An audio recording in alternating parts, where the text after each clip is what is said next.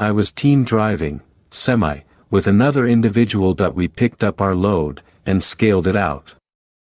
I opted to drive the first shift.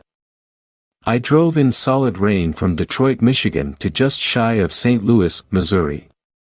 We swapped out at a rest area, and caught our log books up. I was tired after driving for 10 hours all night in the rain.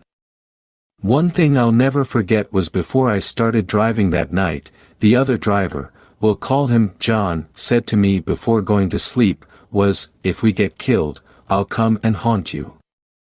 He said it with a smile, and zipped up the curtain to sleep.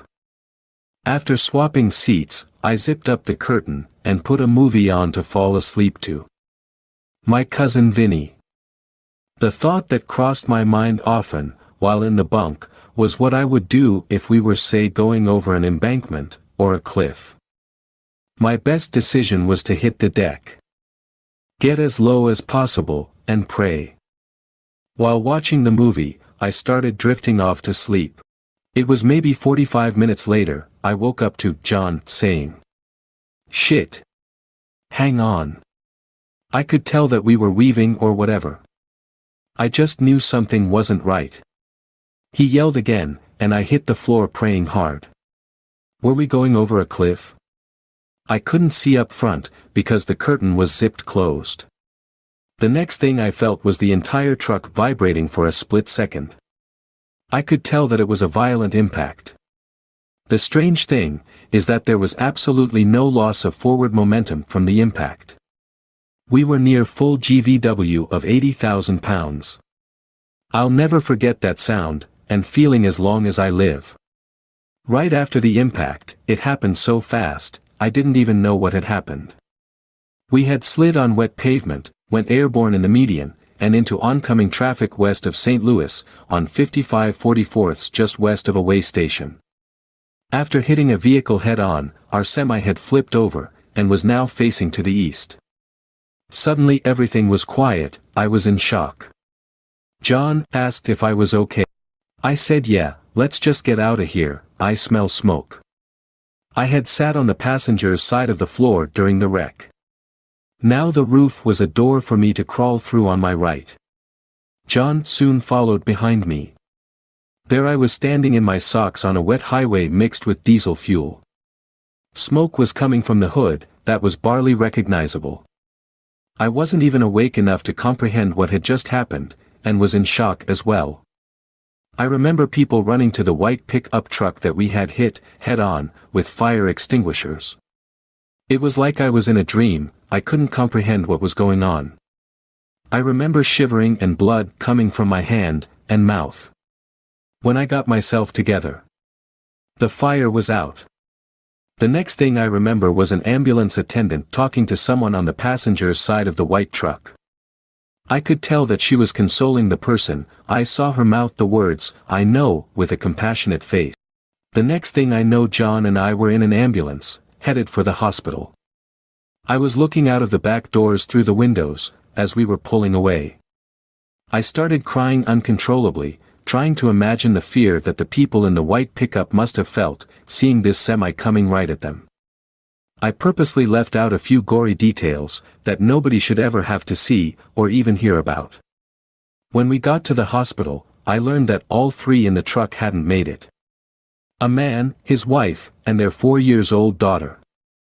I felt the same kind of guilt as the gentleman who mentioned giving CPR to the driver on the ground, from a previous comment above.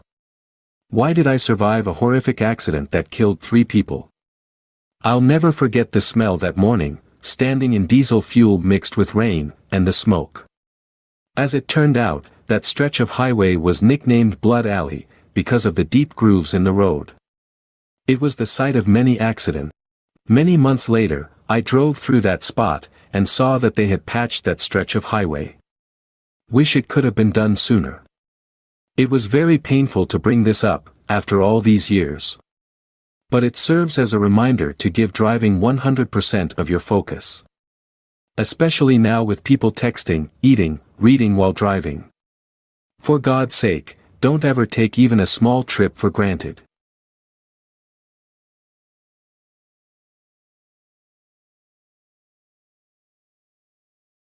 I was driving through Montana headed east, and my company had miscalculated my mileage, so I requested an emergency fuel up. I got a response with the nearest gas station that I could get approved at. It wasn't exactly close. So I turned off the main highway and headed toward my stop. It's pitch black, there's no moon, no city light, and I haven't seen any headlights for about an hour. I'm cruising down the highway and I see something in the middle of the road at the furthest extent of my headlights, so I slow down, naturally, as I approach. When I come to pass it, I get one good glance at it and slam on my brakes as I pass right in the middle of the highway. All I could think was, what did I just see? So I back up looking in my mirror until I see its red silhouette in my brake lights. I pull my brakes, put on my jacket and grab my flashlight and hop out. I walk to the back of my trailer and put my light on it, and there it was. A headless, skinless, mangled corpse. I froze and my jaw dropped. I didn't know what I was looking at. I just stood there, in the middle of the highway, in the cold, stagnant air. The only sound is the hum of my truck 50 feet back, watching the steam rise from this pile of meat. There was no fur, there was no clothing, just a fully intact ribcage with a mess of other miscellaneous bones attached by ligaments. I debated calling the police, as the ribcage looked big enough for someone my size, but I looked at my phone and had zero cell service. The nearest town was about 50 miles out. When I put my phone away, I flashed my light around, and standing at the end of the road were a handful of coyotes staring at me. Then they started coming through the fence and trotting my direction.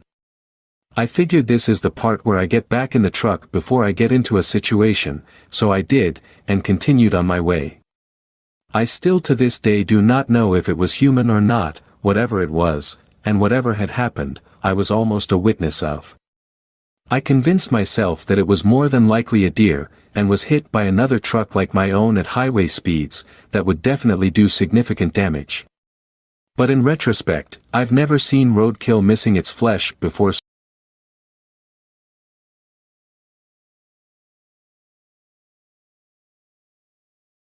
As for scary, I'm not sure I would call it that, but I once was having some problem, I don't recall what it was, and pulled into a Waffle House that had truck parking to check it out. I crawled under the truck and was using a pocket knife to cut a zip tie so I could inspect some wiring. I knew that using a pocket knife was a bad idea, but was too lazy to dig out my toolbox.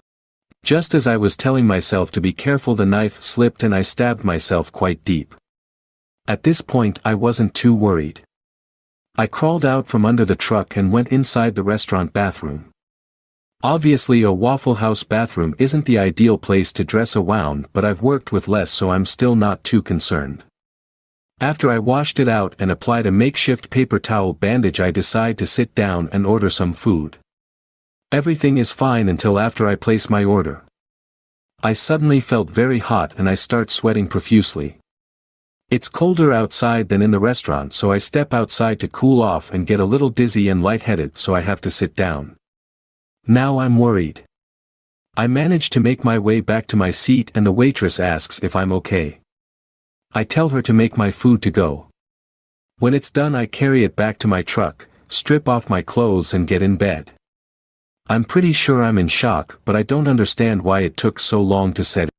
Did I jam some foreign material into my body when I stabbed myself? I was quick to put pressure on the wound, but did I lose too much blood?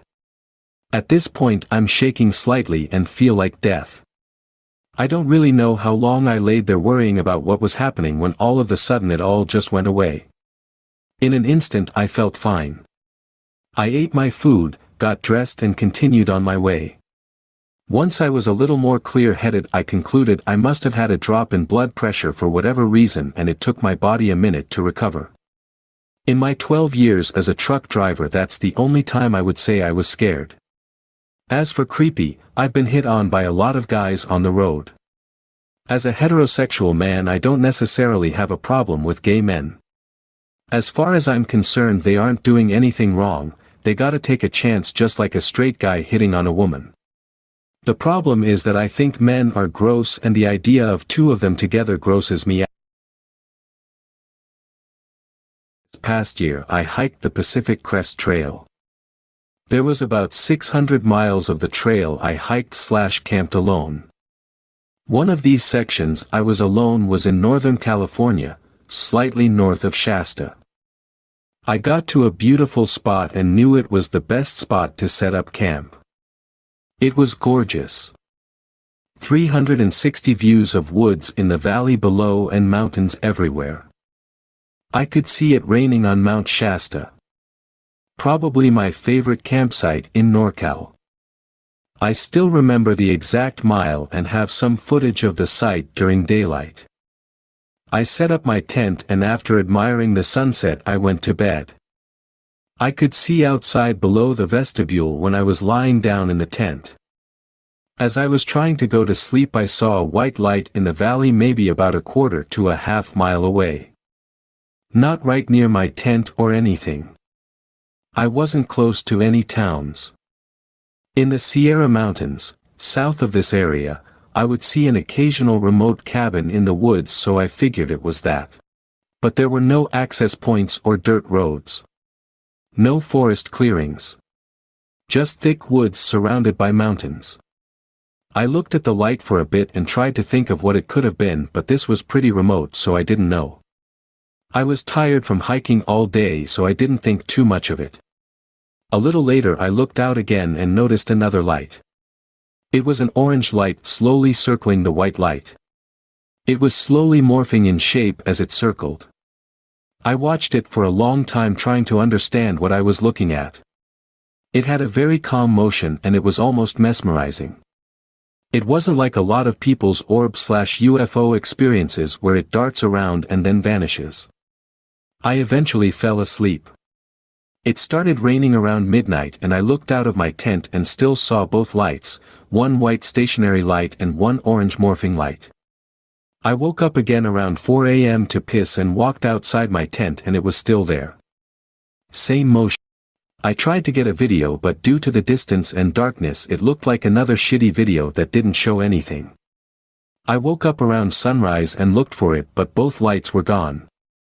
I didn't see these lights around sunset or sunrise. Only in darkness. I know these would have been visible during sunrise/sunset too. I'm sure there is an explanation, but I genuinely have no clue what I was looking at. Still trying to figure it out. Unrelated, but near that area I was walking and to the right of the trail was some thick brush. Maybe 5 to 6 foot tall. This was near the Shasta Trinity Forest area maybe 1 to 2 days after the lights in the woods. I was hiking alone and I noticed about 100 feet away from the brush was being flattened by something and it was moving very quickly. It was approaching the trail and was going to end up right next to me if I had continued my pace. I couldn't see what was flattening this brush but it had to be strong. It reminded me of something you'd see in Jurassic Park. I assumed it was a bear, I still think it was, but I didn't want to surprise the bear and have a close encounter. I yelled, "Stop!" And then it stopped. Completely. I remained still and waited to see what was going on but it was completely still. And it was really quiet everywhere, total silence. I got pretty unsettled and started talking to whatever it was while I walked by. I just kept saying things like, "I am going to walk by and be on my way, my friend. Hope you're having a good day." I kept walking and kept looking back but nothing moved from that point onward. Like I said, probably a bear. Black bears are generally like big raccoons and don't want to interact with humans. But I encountered a few bears and they always ran away when I told them to get lost. After speaking with other hikers I noticed I met a few people said how NorCal was a little unsettling. The SoCal desert is very windy and the Sierra Mountains have tons of flowing streams. NorCal doesn't have as many streams or as much wind so there is just a silence that pervades which can feel ominous especially in the dark. That's my explanation for the feeling at least. But after going through the SoCal desert, Sierra Mountains, NorCal, Oregon, and Washington, NorCal was the only section that was a little unnerving to me.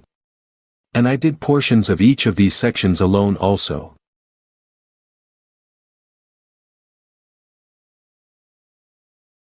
I went on a camping trip to the LBJ National Grasslands with my friend, Brandon.